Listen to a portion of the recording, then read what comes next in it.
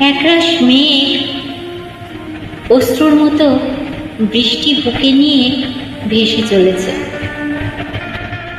আকাশ তো তাই দেখে অবাক। ব্যাপার কি? এত কান্না নিয়ে মেঘ কোথায় যাচ্ছে? মাঝ বাতাসে দাঁড় করিয়ে জিজ্ঞাসা করল, কার ঘরে আগুন লেগেছে? শ্রাবণ তো শেষের দিকে, এখন আবার বৃষ্টির তলব কে দিচ্ছে? মেঘগুলো একটু চুপ করে রইল। তারপর এক সর্দার গোছের মেঘ বলল, ভুলে গেছো যে মানুষটা ব্যক্তিতে তোমার চেয়েও বিস্তৃত, যা সৃষ্টির রামধনুতে আজও পৃথিবী রঙিন, এক জীবনের বিষাদ মন্থন করে যিনি সবার বাঁচার অমৃত রস এনেছেন তুলে। আজই তো সেই স্বপ্নপথিকের চলে যাওয়ার দিন। ভুলে গেছো তুমি আকাশ? এমনই এক শ্রাবণ সন্ধ্যায় পূর্ণিমা চাঁদ কত ম্লান হয়ে কেঁদেছিল, মনে নেই তা কি?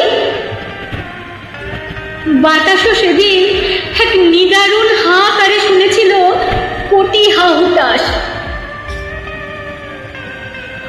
কতটা আধার, কতটা শোক নেমেছিল। সেই কালো রাত তুমি ভুলে গেলে নাকি? আকাশ স্তব্ধ হলো। তার মনে এলো সেই পরিচিত মুখ সভ্যতার শেষ ঋষির।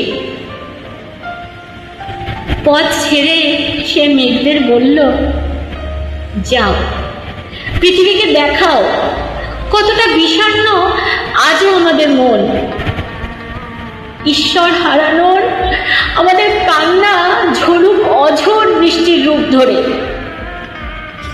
ভেজা মাঠঘাট, শহর, গঞ্জ, গ্রাম সবার আসুক মনে আজ সেই বিষাদিয়া 22শে শ্রাবণ।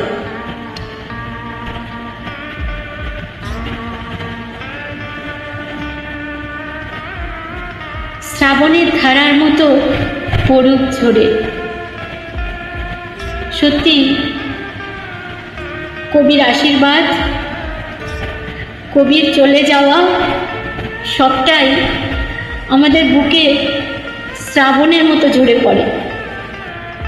22শে শ্রাবণ সেই একটা দিন যেদিন আপামর বাঙালি বোধহয় এক বিন্দুও চোখের জল না ফেলে দিন যাপন করেন না। আজ কিংডম অফ মিউজিক ফ্যামিলির পক্ষ থেকে কবিগুরুকে সশ্রদ্ধ শ্রদ্ধাঞ্জলি জানাই। আর্য তীর্থর কলমে আমি সিলদার।